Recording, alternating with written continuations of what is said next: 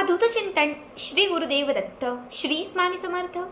नमस्कार, तुम्हा सर्वांचं आपल्या स्वामी शक्ती या चॅनलमध्ये मनापासून स्वागत आहे।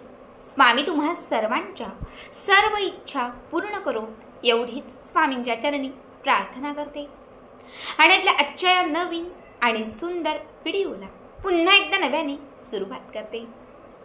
फक्त बघा, उद्या 28 ऑक्टोबर सोमवार। खरं तर उद्या असणारा सोमवार हा अत्यंत महत्त्वाचा आहे। आपल्यापैकी सगळ्यांनाच माहिती असेल की उद्या दिवाळीतील पहिला दिवस आहे। बघा, उद्या वासुबारस आणि त्यासोबत उद्या रमा एकादशी देखील आलेली आहे। रमा एकादशीचं व्रत हे सर्व व्रतांपेक्षा सर्व सिद्ध व्रत मानलं जातं। वर्षभरामध्ये ज्या काही एकादशी येतात त्यापैकी काही एकादशी ह्या अत्यंत महत्त्वाच्या आणि उच्च कोटीच्या मानल्या जातात। त्यापैकीच दिवाळीत येणारी रमा एकादशी ही उपाय आणि सेवा करण्यासाठी, लक्ष्मीला प्रसन्न करण्यासाठी, घरामध्ये नेहमी यशाची प्राप्ती राहण्यासाठी आणि अखंड भगवान श्री विष्णूंचा आशीर्वाद आपल्या घरात राहण्यासाठी हे रमा एकादशीचं व्रत अत्यंत प्रभावी मानलं जातं। उद्या एकादशी आणि दिवाळीतील पहिला दिवस म्हणजे वासुबारस। अत्यंत दुर्मिळ दिवस आहे उद्या बघा, कारण दोनही शुभयोग एकत्रित आलेले आहेत। उद्याच्या दिवशी आपल्याला काही विशेष उपाय आणि विशेष सेवा करायच्या आहेत। मागच्या बऱ्याच व्हिडिओमध्ये मी तुम्हाला उद्या वासुबारसाच्या दिवशी करायच्या काही उपाय आणि सेवा सांगितलेल्या आहेत। मात्र आत्ताच्या या व्हिडिओमध्ये मी तुम्हाला उद्या असणाऱ्या या दिवाळीतील पहिल्या दिवशी म्हणजे वासुबारसाच्या दिवशी करायची एक अत्यंत प्रभावी सेवा सांगणार आहे। सेवा म्हणा किंवा मग त्याला तुम्ही उपायही म्हणू शकतात, पण उद्याच्या दिवशी किंवा उद्यापासून ही एक वस्तू तुम्हाला तुमच्या सोबत किंवा तुमच्या जवळ ठेवायची आहे। जर उद्यापासून ही वस्तू तुम्ही तुमच्या सोबत ठेवायला सुरुवात केली तर तुमच्या आयुष्यातील सर्व इडापिडा नष्ट होईल, गरिबी दारिद्र्य संपत जाईल, मनातील इच्छा पूर्ण होतील, तुमच्या सोबत नेहमी सकारात्मकता आणि पॉझिटिव्हिटी राहील, दैवी तत्वाचा जो वास असतो तो नेहमी या वस्तूमार्फत तुमच्या जवळ राहील। बघा, वासुबारसाच्या दिवशी आपण गोमातेची आणि तिच्या वासराची पूजा करतो।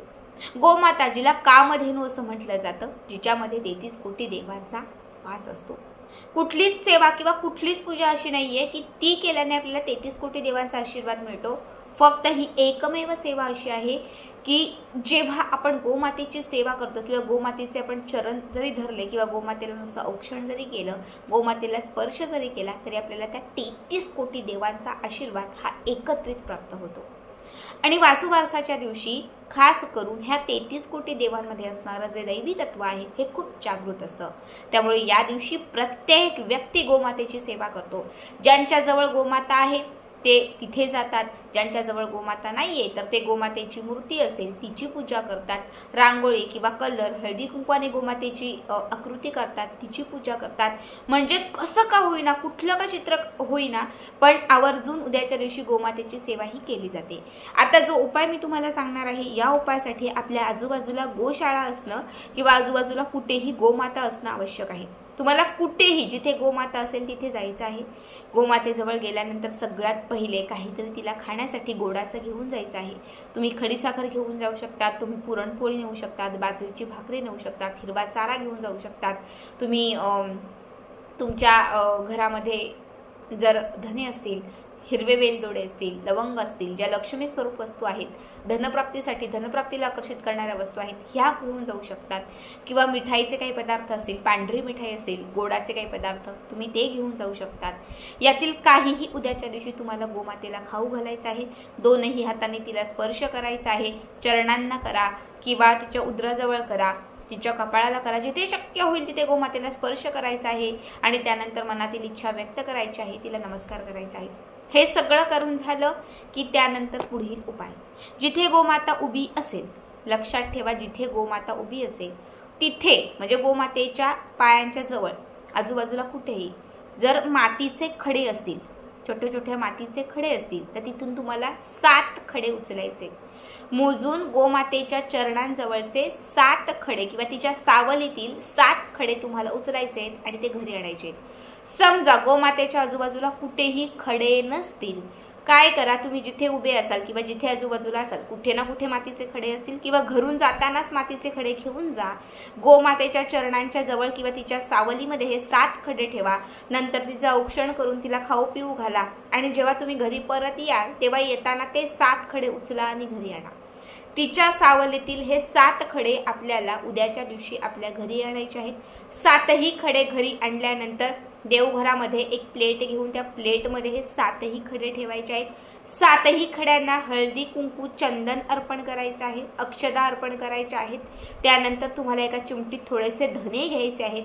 ते धने 7ही खड्यांवरती अर्पण करायचे आहे. धूप दीप दाखवायचा आहे आणि उद्या पूर्ण वासुबारस जो दिवस आहे, सकाळी आणले असेल दुपारी किंवा सायंकाळी अगदी रात्रीपर्यंत हे मातीचे 7ही खडे तुम्हाला तुमच्या देवघरात ठेवून द्यायचे आहेत. संपूर्ण दिवस गेला, रात्र गेली की त्याच्यानंतर दुसऱ्या दिवशी म्हणजे मंगळवारच्या दिवशी, ज्या दिवशी धनत्रयोदशी आहे, तर त्या दिवशी सकाळी उठलात, स्वच्छ स्नान वगैरे झालं, सगळं देवघरातील दिवाबत्ती वगैरे झाली की त्यानंतर ते 7ही खडे तिथून उचलायचे. एका छान पांढऱ्या, पिवळ्या, हिरव्या किंवा लाल रंगाच्या कापडामध्ये हे 7ही खडे ठेवायचे.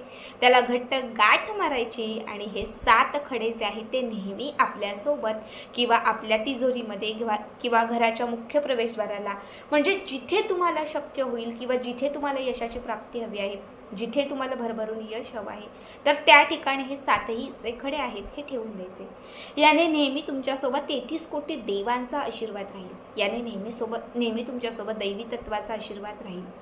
मनात असणाऱ्या इच्छा पूर्ण होतील. तुमच्या आयुष्यात सकारात्मकता येईल.